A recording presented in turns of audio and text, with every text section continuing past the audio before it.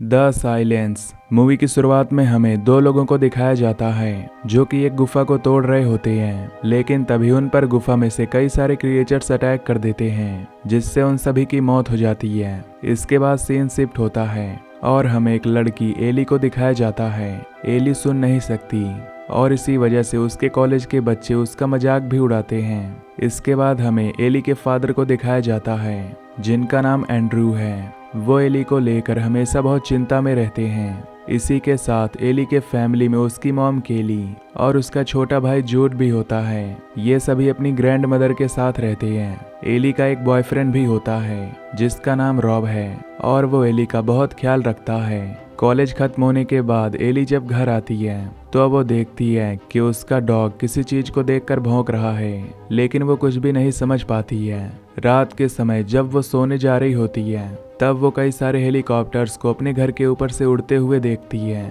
लेकिन वो उस पर ध्यान नहीं देती और सोने चली जाती है। पर कुछ ही समय बाद एली को जगा दिया जाता है और वो देखती है कि सभी लोग न्यूज़ देख रहे होते हैं जिसमें उन्हें बताया जा रहा होता है कि एक गुफा के खोदने से बहुत से भयानक क्रिएचर्स बाहर आए हैं जो कि इन्हीं के स्टेट में हैं। तभी यहाँ पर एंड्रू का दोस्त ग्लेन भी आ जाता है क्योंकि वो इन्हीं के पड़ोस में रहता है। इन्हें न्यूज पर वो वीडियो भी दिखाई जाती है जिसमें क्रिएचर सभी लोगों को बहुत बुरी तरह से मार रहा होता है। इसी के साथ ये यहाँ पर एक लेडी का वीडियो भी देखते हैं जिसमें उसने अपने बच्चे के मुंह पर टेप लगा दिया था और उसके हाथ में एक पोस्टर होता है जिस पर लिखा था डोंट मेक नॉइस। इसके बाद एंड्रू सभी के फोन साइलेंट कर देता है, यानी कि आवाज से ही वो क्रिएचर्स इन्हें पहचान पाते हैं। ये सभी बहुत घबरा जाते हैं, इन्हें कुछ भी समझ नहीं आ रहा होता। लेकिन तभी एली कहती है कि इन हालात में स्टेट में रहना ठीक नहीं होगा। इसलिए एली की ग्रैंड मदर जो कि बीमार थी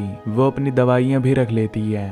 अब ये सभी डॉग को लेकर वहां से निकलते हैं। साथ ही ग्लेन भी इनके साथ होता है जो अपने साथ सभी हथियारों को लेकर रखता है। इसके बाद हमें एक मेट्रो स्टेशन दिखाया जाता है जो कि पूरी तरह से खराब हो चुका था। यहाँ पर एक मेट्रो होती है जिसमें कई सारे लोग फंसे थे। ये सभी बिना कोई शोर मचाए शांति से बैठे होते हैं और शायद इसीलिए ये अभी तक जिंदा बचे हुए थे। लेकिन वहाँ एक लेडी के साथ छोटा बच्चा था जो कि रोना बंद ही नहीं कर रहा था। इसलिए सबकी सुरक्षा के लिए उस लेडी को मेट्रो से बाहर निकाल दिया जाता है। कुछ दूर जाने पर बच्चे की आवाज सुनकर कई सारे क्रिएचर्स उस पर हमला कर देते हैं और मार देते हैं। अब हम एली को देखते हैं जो कि अपने बॉयफ्रेंड रॉब से बात कर रही थी। रॉब उससे बताता है कि उसकी फैमिली घर छोड़कर कहीं नहीं जाना चाहती, इसलिए वो घर पर ही है। कुछ दूर जाने पर एंड्रू गाड़ी रोक देता है और सभी को रेस्ट करने के लिए कहता है। एली अपने डॉग को बाहर ले जाती है। इधर एंड्रू अपने बेटे जूड के डर को भगाने के लिए वो अपनी जिंदगी की कहानी बताता है कि कैसे वो ग्लेन से मिला और वो दोस्त बन गए। पर तभी इन्हें अपने डॉगी की आवाज सुनाई देती है। ये सभी जाकर देखते हैं तो एक आदमी इनके डॉग पर गन ताने हुए था।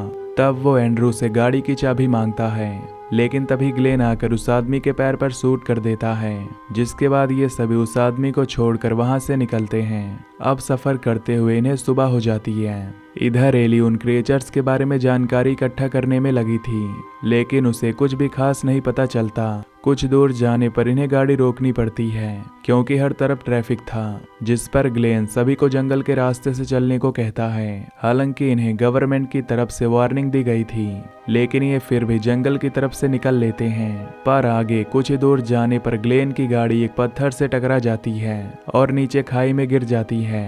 एंड्रू और सब जाकर देखते हैं तो ग्लेन गाड़ी के नीचे दबा हुआ था क्योंकि उसका पैर फंसा हुआ था, इसलिए वो बाहर नहीं निकल पा रहा होता।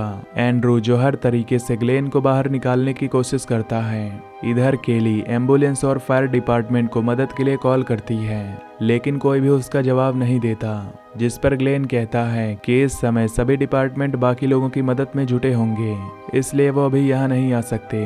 ग्लेन एंड्रू से कहता है कि खतरा बढ़ता ही जा रहा है, इसलिए तुम अपने परिवार को लेकर यहाँ से निकल जाओ। लेकिन एंड्रू ग्लेन को यहाँ अकेला छोड़कर नहीं जाना चाहता। इस पर ग्लेन एंड्रू से अपनी गन मांगकर कहता है कि अगर वो यहाँ से नहीं गया तो वो उसे शूट कर देगा, जिस पर मजबूर होकर एंड्रू को ग्लेन की बात माननी पड़ती है। लेकिन वो कहता है कि अगर उसे कटर मिल गया तो वह वापस से ग्लेन को बचाने आएगा।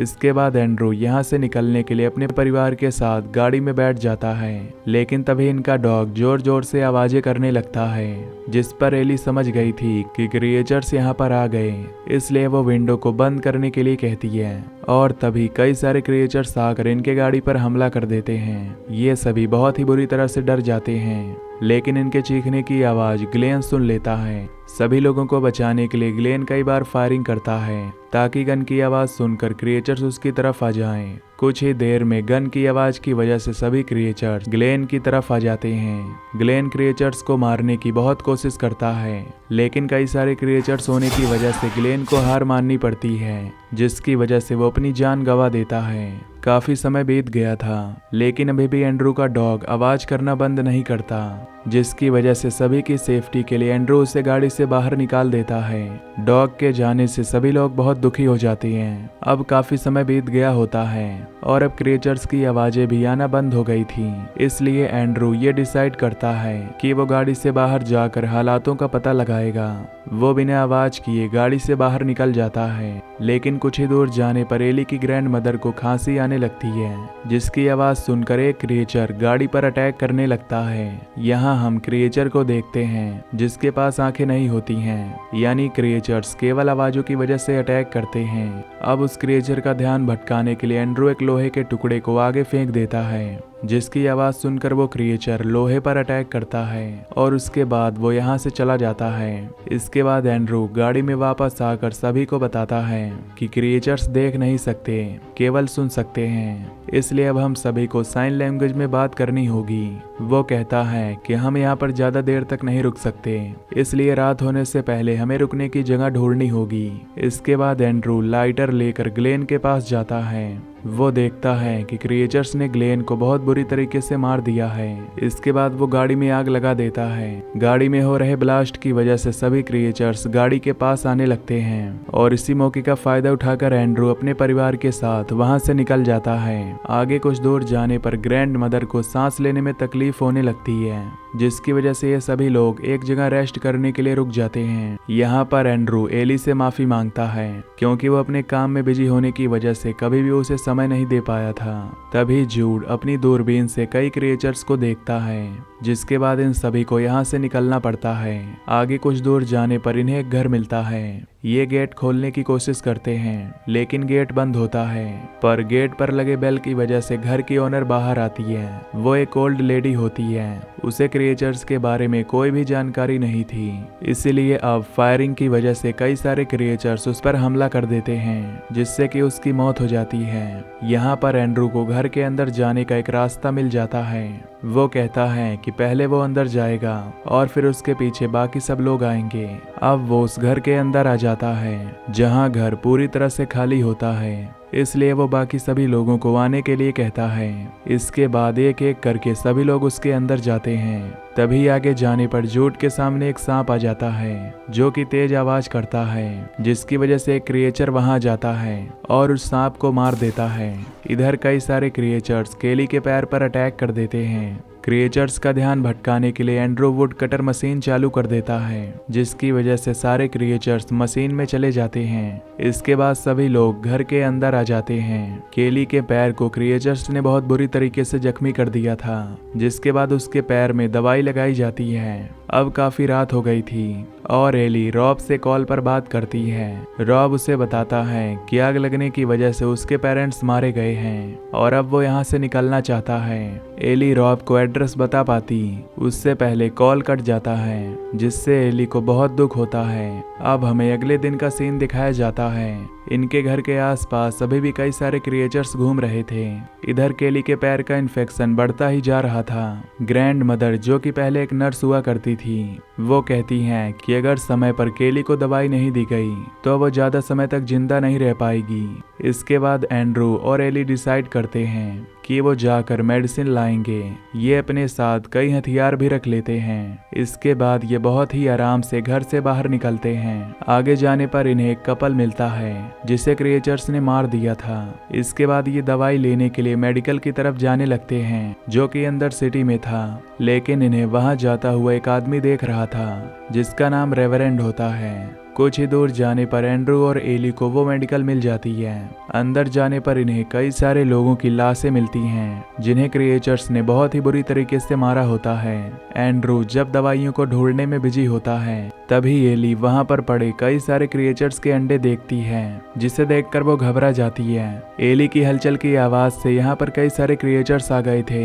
अब इन्हें बिना शोर किए वहां से बाहर निकलना होगा, जिस पर एली एंड्रू को इशारा करती है कि फायर पैडल पर आग लगाकर अलार्म की आवाज से ये क्रिएचर्स का ध्यान भटका सकते हैं। इसके बाद एंड्रू आग की मदद से फायर बेल को एक्टिव कर देता है। अलार्म की आवाज से सारे क्रिएचर्स दूसरी तरफ जाने लगते हैं और इसी मौके का फायदा उठाकर ये वहां से बाहर निकल जाते हैं। बाहर आने पर इनके सामने रेवरेंड आ जाता है। ये वही आदमी होता है जो इन पर पहले से नजर रख रहा था। रेवरेंड इनसे बात करने की कोशिश करता है और इन्हें अपने साथ आने को कहता है, पर एंड्रू उसे मना करके वहां से चला जाता है। यहाँ पर हम रेवरेंड को देखते हैं जिसकी जीभ कटी हुई थी। इसके बाद एंड्रू और एली घर पहुंच जाते हैं। घर पहुंचकर एली बताती है कि उसने पता लगाया है कि द ग्रे नाम की एक जगह है जो कि पूरी तरह बर्फ से ढकी हुई है, जहां पर कई लोग हैं और वो पूरी तरह से सुरक्षित है क्योंकि ठंडी जगह पर क्रिएचर्स अटैक नहीं करते हैं।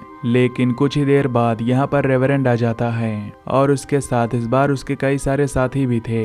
वो उससे बात करता है कि तुम सभी हमारे ग्रुप में शामिल हो जाओ, जिस पर वापस से एंड्रू उसे मना कर देता है। पर इस पर रेवरेंड एली के बारे में गलत भाषा का इस्तेमाल करता है जिस पर उसे बहुत गुस्सा आता है और वो उस पर गन पॉइंट कर देता है, लेकिन वो गन को नहीं चला सकता क्योंकि इसकी आवाज से क्रिएचर्स आ सकते थे। इसके बाद रेवरेंड अपने साथियों के साथ वहां से चला जाता है। अब रात हो चुकी थी और तभी एली को रॉब का मैसेज आता है। वो बताता है कि वो अब एक सुरक्षित जगह पर है। एली उससे एड्रेस पूछती तभी नेटवर्क चला जाता है। अब काफी रात हो चुकी थी इसलिए सभी लोग सोने जाते हैं, लेकिन तभी एंड्रू को कुछ आवाज सुनाई देती है। सब लोग जाकर देखते हैं तो दरवाजे पर एक छोटी बच्ची होती है। ये उसे घर के अंदर बुला लेते हैं। जब ये उस बच्ची का मुंह देखते हैं तो उसकी जीभ कटी हुई थी। इससे समझ जाते हैं कि उस बच्ची को रेवरेंड ने भेजा है। उस बच्ची के शरीर पर अलार्म बेल लगे होते हैं जो कि बजने शुरू हो जाते हैं। साथ ही घर के सारे फोन भी बजने लगते हैं। फोन की आवाज से सारे क्रिएचर्स घर पर अटैक कर देते हैं। ये किसी भी तरीके से सारे फोन को पानी में डालकर बंद कर देते हैं, लेकिन अभी भी एक फोन रूम में बज रहा होता है। एली जैसे ही रूम में फोन लेने के लिए जाती है तब उसे रेवरेंड के साथ ही आकर किडनैप कर लेते हैं। एली की मॉम उसे छुड़ाने की कोशिश करती है लेकिन वो घायल हो जाती है, जिसकी वजह से एली की ग्रैंड मदर उसे छुड़ाने के लिए जाती है। वो एली को छुड़ा लेती है और उसे वहां से भागने के लिए कहती है, लेकिन रेवरेंड के साथ ही उसका पीछा करते हैं। एली को बचाने के लिए उसकी ग्रैंड मदर तेज से आवाज करती है जिससे कि सारे क्रिएचर उस पर और रेवरेंड के साथियों पर अटैक कर देते हैं, जिससे एली की ग्रैंड मदर की मौत हो जाती है। लेकिन तभी एली को रेवरेंड और उसके साथी आकर पकड़ लेते हैं। वो उसे बाहर ले जा पाते उससे पहले ही केली और एंड्रू एली को छुड़ाने के लिए आ जाते हैं। इनके बीच बहुत देर तक लड़ाई होती है जिसमें कि रेवरेंड और उसके सभी साथी मारे जाते हैं। यहाँ पर हम उस छोटी बच्ची को भी देखते हैं जो कि अपनी मदर के साथ चली जाती है। उसकी मदर को रेवरेंड के साथ मजबूरी में काम करना पड़ रहा था। अब काफी समय बीत जाता है और हम एली को देखते हैं जो कि अपने परिवार के साथ उस जगह पर आ गई थी जिसके बारे में उसे रॉब ने बताया होता है। अब वो रॉब के साथ क्रिएचर्स को मारती है और इसी के साथ ये मूवी यहीं पर खत्म हो जाती है। तो दोस्तों, अगर आपको ये एक्सप्लेनेशन पसंद आई हो तो वीडियो को लाइक और चैनल को सब्सक्राइब कर देना। Till then take care, love you, bye bye.